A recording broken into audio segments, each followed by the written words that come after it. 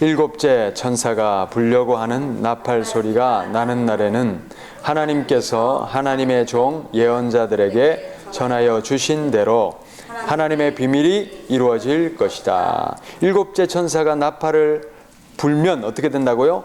하나님의 비밀이 이루어질 것이다. 이렇게 예언의 말씀이 주고 있습니다. 자, 우리가 요한계시록 오늘은 전체를 틀을 한번 개관하는 시간을 가지는데, 먼저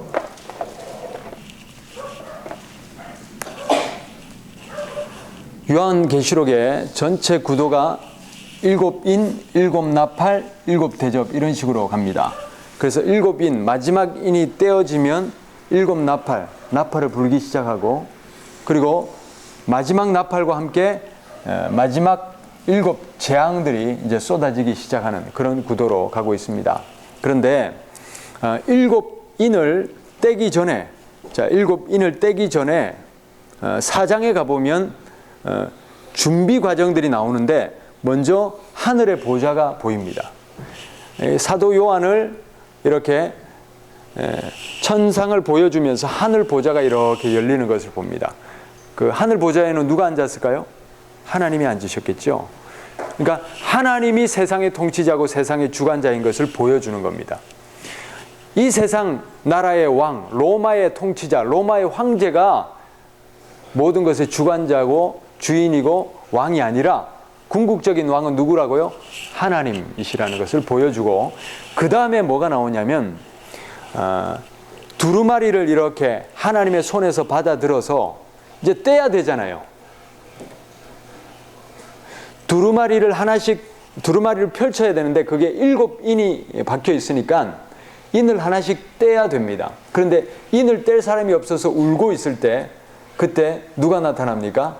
어린 양, 예수님이 나타나죠.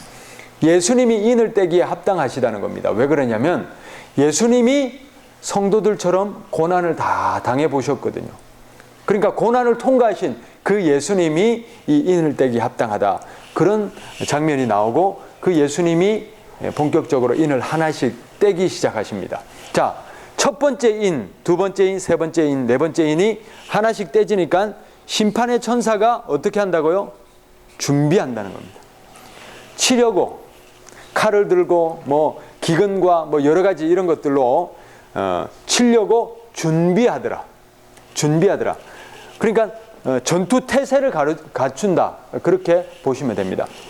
그리고 다섯 번째 인을 떼니까 어떤 현상이 일어나냐면, 순교당한 이 순교자들이 언제까지 우리의 눈물과 언제까지 우리의 핏값을 갚아주지 않으시렵니까? 언제까지 기다리시렵니까? 이렇게 탄원이 올라가죠. 그래서 탄원을 한다는 건 뭐예요?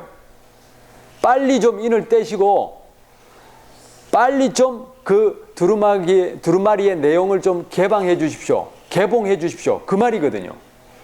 그러니까 이 두루마리의 내용은 성도들을 탄원해 주는 그런 내용이 담겨 있는 겁니다. 그러니까 성도들이 어떻게 합니까?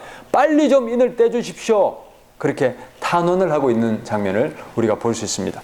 자, 그렇게 탄원이 올라가고, 이 탄원이 올라갈 때 천사가 뭐라고 하냐면, 하늘에서 뭐라고 하냐면, 너희들의 순교의 피가 차기 전까지 조금만 더 기다려라. 그렇게 얘기하죠. 그리고 여섯 번째 인을 떼니까 큰 지진이 일어납니다. 큰 지진 자체가 심판은 아닙니다. 이건 뭐냐면 이제 앞으로 본격적인 심판이 일어날 전조라는 겁니다. 먼저 심판이 일어나도록 예고편이라는 겁니다. 예고편. 그런 예고편들이 일어나고, 그래서 이 땅의 통치자들과 이런 사람들이 굴 속에 들어가지고 어우 무서워라 이러면서 두려워 떠는 그런 장면을 볼 수 있죠. 자, 그리고 일곱 번째 인이 떼어지기 전에 7장 부분이 삽입이 되어 있는데, 이 내용은 뭐냐면 하나님이 천사 하나를 시켜서 하나님의 종들에게 이마에 표시하라고 시킵니다. 왜 그렇습니까? 이마에 표시하라는 것은 마지막 이제부터 본격적인 심판이 들어갈 텐데, 하나님의 종도 악인도 같이 심판해 버리면 안 되잖아요. 하나님의 백성은 보호하셔야 되잖아요. 그러니까 하나님의 백성을 보호하시기 위해서 어떻게 합니까? 표시를 하는 겁니다. 표시를 해놓고 이제 본격적인 재앙이 쏟아질 때 하나님의 백성은 그 재앙에서 면제를 받는 겁니다. 보십시오. 자, 그래서 이제 하나님이 이마에 표시구를 하고 난 다음에 일곱째 인을 떼버리죠. 표시가 끝난 다음에 인을 떼니까 어떻게 합니까? 나팔이 부러지기 시작한다고 그랬습니다.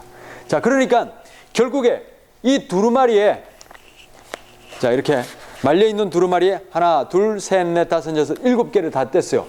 펼쳤어요. 펼쳤더니 반 시간 동안 하늘이 고요하더라. 잠시 침묵에 고요함이 흐르고 나서 무슨 장면이 들어가냐면, 여기 보십시오.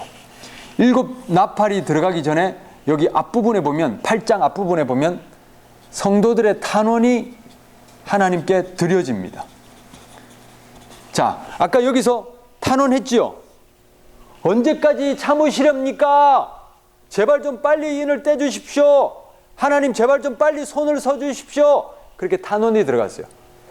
그리고 마지막 인이 떼지니까 반 시간 동안 고요하다가 성도들의 그 탄원의 기도 있죠.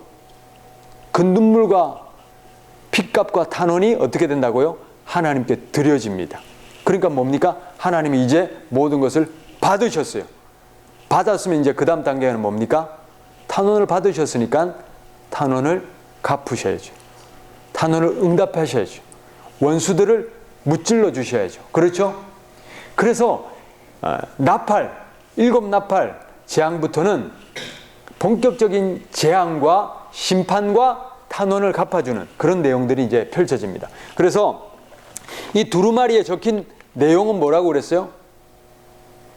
전쟁 선포입니다. 쉽게 이렇게 생각하시면 됩니다. 전쟁터를 생각하시면 됩니다. 지금 요한계시록은 지금 전쟁입니다. 마지막 마귀 세력과 천상, 하나님의 천상에서와 이 전쟁입니다. 자, 우리가 옛날 이제 영화들 보면 전쟁을 할 때 어떻게 합니까? 전방에 장수가 나가 있죠. 그리고 왕의 전갈을 가지고 전달자가 두루마기를 이렇게 말아서 전달해 주죠. 그러면 그 두루마리에는 뭐가 적혀 있을까요? 전쟁을 시작하라, 아니면 후퇴하라, 휴전하라, 뭐 이런 그런 왕의 어명이 적혀 있을 거 아닙니까? 자, 이 어명이 전달됐어요. 어명을 전달하기 위해서 인을 박아놨다는 겁니다. 중간에 떼보지 못하도록. 그러니까 결국 이 어명을 펼칠 사람은 누굽니까? 최전방에 있는 장수죠. 이 어명을 전달하는 왕은 누굽니까? 지금 왕이죠. 요한계시록에서는 어떻습니까? 어명을 전달하시는 왕은 누구십니까? 하나님이시죠. 그러면 인을 떼는 최전방의 장수는 누구십니까? 예수님이시라는 거예요. 그래서 예수님이 하나씩 펼친다는 거예요. 펼치니까, 마지막을 펼치니까 그 다음에 뭐가 나온다고? 나팔을 불기 시작하죠. 이 내용이 뭐기 때문에 나팔을 부는 겁니까? 선전, 포고입니다. 전쟁을 시작하라. 그러니까 하나님의 이제는 탄원이 드려졌어요. 그렇죠? 탄원을 하나님이 받으셨어요. 그래서 뭡니까? 시작하라. 성도들의 핏값을 갚으라. 원수를 무찔러라. 마귀를 박멸하라. 하나님의 어명이 떨어져 버리십니다. 그러니까 이 어명을 받아든 천사들이 뭘 합니까? 나팔을 불기 시작합니다. 이 나팔은 뭡니까? 뚜뚜 전쟁 시작하는 나팔이거든요. 자, 전쟁 시작에 나팔이 울리자마자 보십시오. 아까는 네 천사들이 어떻게 합니까? 준비하고 있었죠. 전쟁 태세를 갖추고 있었죠. 나팔을 불기 시작하자 어떻게 합니까? 땅을 쳐버리고 이제 천사들이 본격적으로 전쟁과 심판을 쏟아붓기 시작하는 것이 바로 나팔 재앙입니다. 자, 첫 번째는 땅, 바다, 강, 해와 달과 별 차례대로 치는데 여기서 중요한 건 뭐냐면 3분의 1만 칩니다. 그런데 마지막 7 대접이 쏟아질 때도 똑같은 순서입니다. 땅, 바다, 강, 해. 그렇죠? 그런데 이때는 뭡니까? 완전하게 전체를 그냥 멸망시키는 완전한 심판이 바로 7 대접의 심판입니다. 자, 그래서 7 나팔이 부러지면서 하나씩 3분의 1씩 땅과 바다와 강과 해와 달과 별이 해함을 받습니다. 자, 그리고 자, 여기서 또 주목해 봐야 될 게 뭐냐면 5번째 나팔이 부니까 이것을 뭐라고 하냐면 따라합시다. 첫째 화. 진짜 재앙, 진짜 화는 언제부터라고요? 5번째 나팔부터가 첫째 화라는 겁니다. 왜 그러냐? 자, 보십시오. 땅과 바다와 강과 해와 달과 별은 자연재해죠. 자연재해는 특별한 사람에게만 일으킬 수 없죠. 자연재해는 어떻게 일어납니까? 모두가 당하는 것이죠.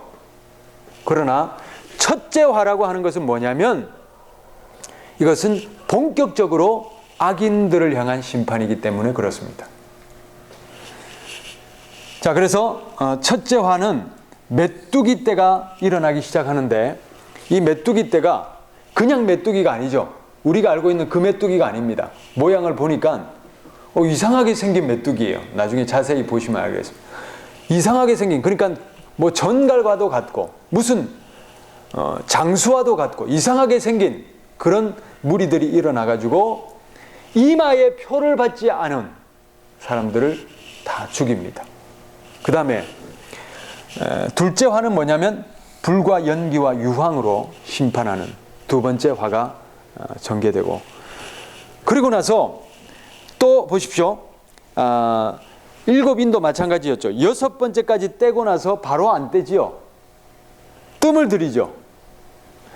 삽입 구문들이 들어간다는 겁니다. 삽입장들이 들어갑니다. 그렇죠? 마찬가지입니다.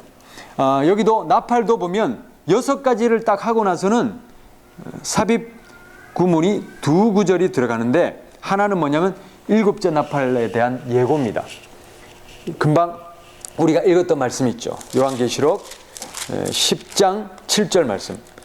7째 나팔에 대한 예고인데 7째 천사가 불려고 하는 나팔 소리가 나는 날에는 하나님께서는 하나님의 종 예언자들에게 전하여 주신 대로 어떻게 된다고요?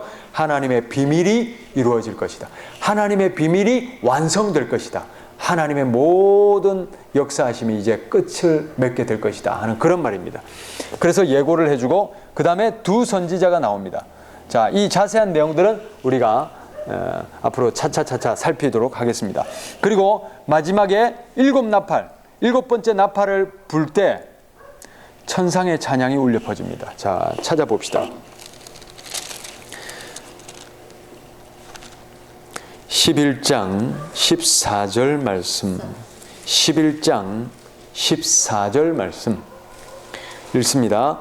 둘째 재난은 지나갔습니다. 그러나 이제 셋째 재난이 곧 닥칠 것입니다. 보십시오. 첫 번째 재난, 2번째 재난이 지나갔어요. 이제 7째 나팔이 이제 울려 퍼지면 3번째 재난이 시작됩니다. 그런데 3번째 재난은 한 가지로 오지 않고 이거 세트로 옵니다. 그래서 3번째 재난은 뭐냐면 7 대접과 함께 하나씩 7번에 걸쳐서 쏟아진다는 겁니다. 그러니까 이 마지막 화, 다시 말하면 3번째 재앙이고 동시에 7 재앙이라고 할 수 있습니다.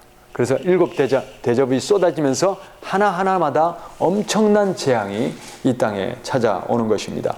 자, 15절 말씀. 11장 15절. 7째 천사가 나팔을 불었습니다. 그때에 하늘에서 큰 소리가 났습니다. 세상 나라는 우리 주님의 것이 되었고 그리스도의 것이 되었다. 주 하나님께서 영원히 다스릴 것이다. 자, 여기서 우리가 주목해 봐야 됩니다. 뭐냐면 하나님이 다스리신다, 통치하신다, 이런 찬양을 하고 있죠. 자, 그래서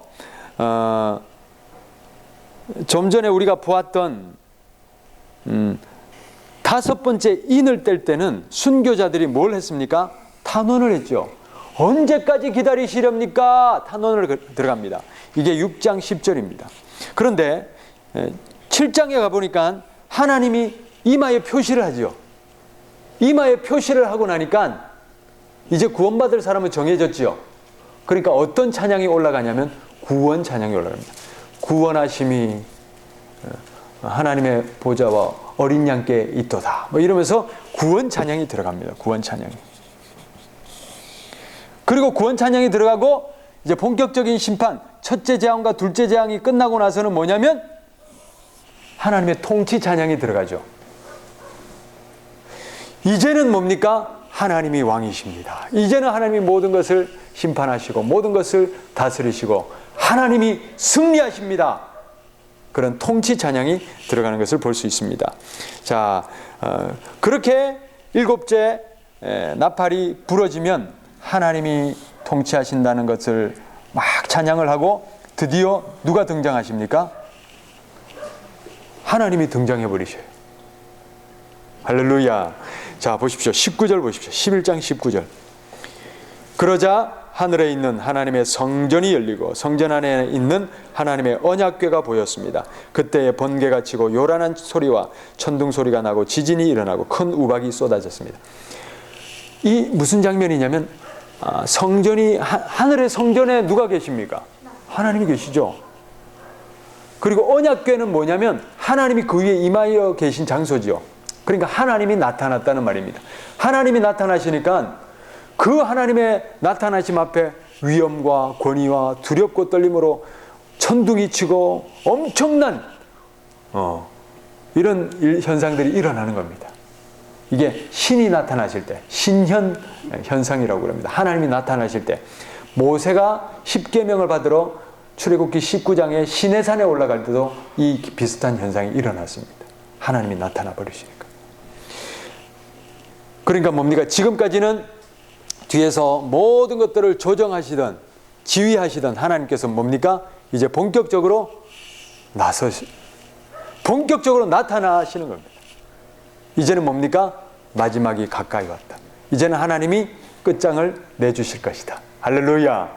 이제는 하나님이 모든 것을 주관해 가신다 하는 그런 뜻으로 하나님이 나타나시는 장면을 볼 수 있습니다. 자, 그리고 이제 마지막에 남은 게 뭐냐면 이제 7 대접이 남았죠. 마지막 세 번째 재앙 군들이 남았는데 그 전에 또 길게 삽입 구문들이 들어갑니다. 7 대접을 쏟기 전에 한번 봅시다. 첫 번째 12장에 가면 여자와 용이 나옵니다. 자, 우리가 이 부분을 아주 유심히 봐야 됩니다. 이 부분에 아주 상징이 많고 또 이단들이 성경을 왜곡시키는 이 부분들이 많고 또 이 부분이 왜 해석이 어렵냐면 이 당시의 시대도 알아야 되고 앞으로 일어날 지금의 마지막 시대도 알아야 되고 하는 그런 이중 구조가 되어 있기 때문에 아주 해석이 어렵습니다. 자, 그런데 대충 그 전체적인 제목을 먼저 머릿속에 넣어두시고 나중에 자세히 이 상징적인 내용들을 풀어갈 텐데, 자, 여자와 용이 나옵니다. 여자는 뭐냐면 교회를 말하는 겁니다. 용은 마귀를 말하는 겁니다. 용이 여자가 낳은 아들을 삼켜 먹으려고, 잡아 먹으려고 기다리고 있는 겁니다. 이걸 뭘 상징하냐면 여자라는 건 교회죠. 교회가 낳은 아들은 예수님일 수도 있고 또 하나는 성도들입니다. 순교당하는 성도들. 마귀가 성도들을 삼키려고, 성도들을 잡아먹으려고 마지막에 활개를 친다는 겁니다. 발악을 한다는 겁니다. 자, 그 다음에 봅시다. 두 짐승이 나오고 이거는 악한 무리들입니다. 두 짐승, 악의 세력들이고 14만 4천 명이 노래하는 장면 나오고 마지막 심판에 대해서 예고하고 또 곡식을 인자가 거두십니다. 인자는 누구냐면 예수님입니다. 예수님이 친히 나타나셔서 곡식을 거두십니다. 여기서 곡식은 누구를 말합니까? 성도를 말하는 겁니다. 마지막에 7 대접 재앙이 본격적으로 쏟아져야 되잖아요. 이 재앙에서 성도를 먼저 예수님이 다 추수해서 걷어가신다는 겁니다. 그 다음에 이제 천사가 나타나서 포도송이를 거두어서 엄청난 심판의 틀에다가 집어넣어버리는 그런 장면이 나타나는데, 자, 이런 첨가되는, 삽입되는 내용이 있고, 그 다음에 보십시오. 7대접이 이제 하나씩 쏟아집니다. 15장 1절부터 길게 22장 5절까지를 보는데, 여기서 쏟아지는 재앙은 나팔에서는 3분의 1만 해함을 받았죠. 여기서는 전체가 다 완전히 멸망받는. 그러니까 이렇게 상상해 볼 수 있습니다. 이 마지막 재앙 앞에서는 지구 전체가 그냥 다 심판받는 그런 장면이 될 수도 있을 것 같습니다. 땅과 바다와 강과 해가 불이 타서 그 불 때문에 땅에 있는, 이 지구에 있는 모든 것들이 태워져 버리는 그런 일이 일어납니다. 그리고 짐승 나라가 심판받습니다. 짐승이라는 것은 악의 무리들, 마귀 세력들을 말하는 겁니다.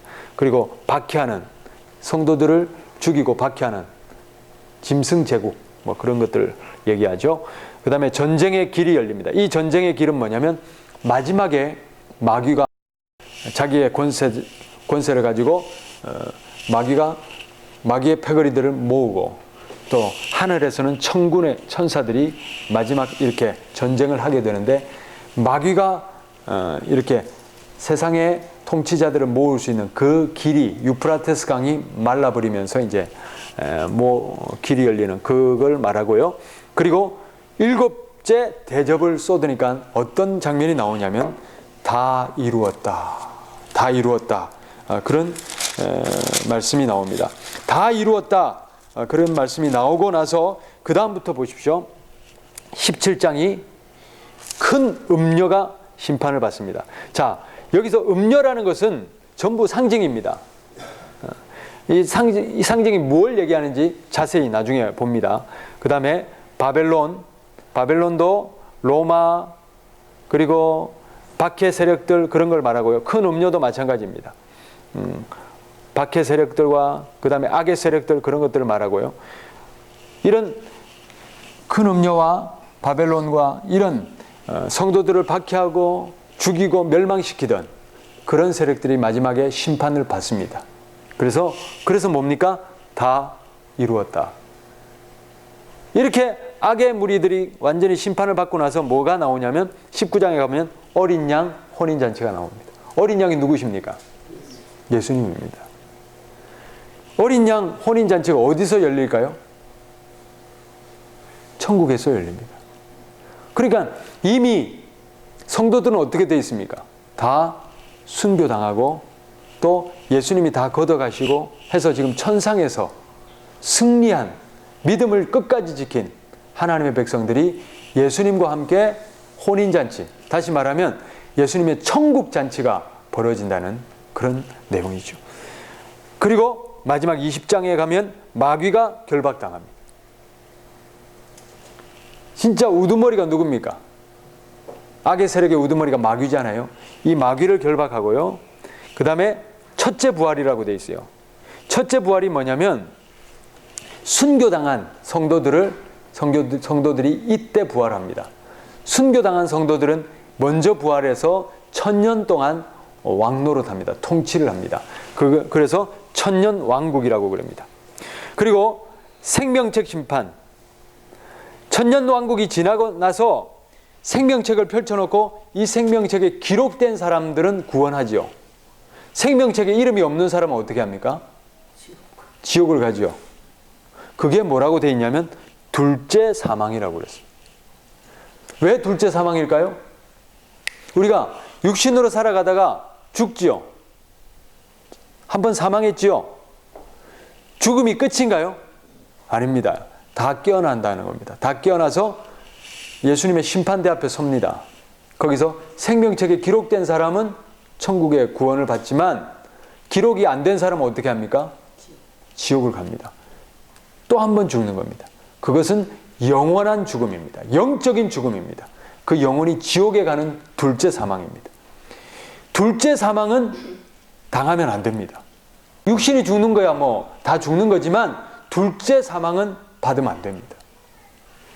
이거는 영원한 멸망의 사망입니다. 지옥 권세로 떨어지는 것을 말합니다. 그리고 이제 모든 것이 끝이 나버립니다. 둘째 사망과 함께 사단 마귀도 아까 결박당한다고 그랬죠. 사단 마귀가 결박을 당하지만 1000년이 지나면 1000년 동안 순교당한 성도들이 왕노릇하는 동안 사단 마귀가 결박이 당했다가 잠시 깨어난답니다. 잠시 깨어나지만 그때 깨어나는 시점은 언제냐면 예수님이 마귀와 함께 모든 이 생명책의 심판을 하고 마귀와 악한 무리들을 다 이제 지옥 권세에 잡아넣는 완전한 심판, 둘째 사망. 그것과 함께 마귀는 완전히 멸함을 다 받고 마귀에게 종노릇하던 그런 악한 사람들도 다 심판을 받게 됩니다. 그리고 이제 마지막 남은 건 뭡니까? 생명책에 기록된 사람들이죠. 생명책에 기록된 사람들은 새하늘과 새 땅, 천국을 유업으로 받고 영원토록 하나님이 계신 천국에서 하나님과 함께 영생 복락을 누리게 되는 그런 것이 바로 요한계시록 전체의 요약입니다. 오늘 말씀을 요약을 하자면 계시록 마지막 부분에 그랬습니다. 예수님이 내가 곧 오리라, 속히 오리라. 그 속히는 기다리는 사람들에게는 너무나 긴 시간이 될 수도 있고 또 더디 오는 말씀이 될 수도 있지만 당하는 사람에게는 진짜 이거는 속히 오시는 거거든요. 이게 무슨 말씀이냐면 우리가 지금 오실지 늦게 오실지 아무도 모릅니다. 그러나 우리는 지금 당장 오실 것이라고 생각하고 지금 깨어서 준비를 하고 있어야 합니다. 그렇게 깨어서 준비하고 있을 수 있도록 이 계시록의 말씀을 주셨고 또 우리가 계시록 말씀을 구체적으로 연구하다 보면 지금 우리가 어느 때쯤 살고 있다. 그러므로 우리가 더 깨어 있어야 한다. 또 우리가 주의하고 경계해야 될 것은 무엇이다. 그리고 우리가 붙들어야 될 것은 무엇이다 하는 것들을 구체적으로 알 수가 있는 것입니다. 그래서 우리가 요한계시록 이 틀 안에서 이제 구체적으로 내용들을 살피면서 하나님의 말씀을 깨닫는 그런 은혜가 있게 되기를 바랍니다.